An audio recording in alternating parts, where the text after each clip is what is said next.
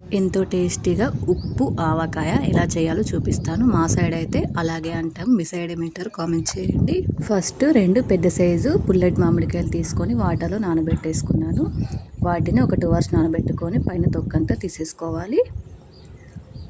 ఇలా పైన తొక్కంతా తీసేసుకున్నాక చాక్తో ఈ విధంగా ఒకసారి కాయల్ని కొట్టాలన్నమాట. ఇలా కొడితేనే టేస్ట్ అనేది బాగుంటుంది.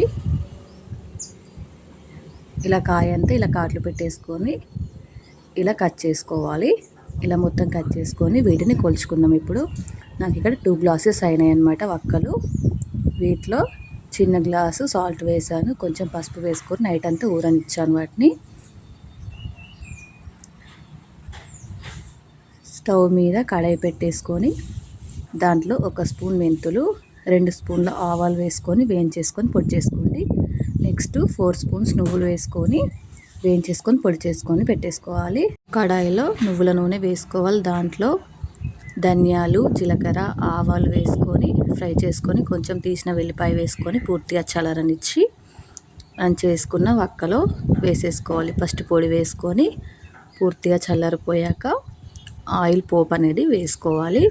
వేసుకుంటే మనకి ఇక్కడ పొరుసు తొక్కు అనేది అండ్ ఉప్పు తొక్కు అని కూడా అంటారు. రెడీ అయిపోయింది. చాలా ఎంతో టేస్టీగా ఉప్పు ఆవకాయ అయితే రెడీ అయిపోయింది. చాలా టేస్టీగా ఉంది. ట్రై చేసి తప్పకుండా ఎలా వచ్చినా కామెంట్ సెక్షన్లో కామెంట్ చేసేయండి.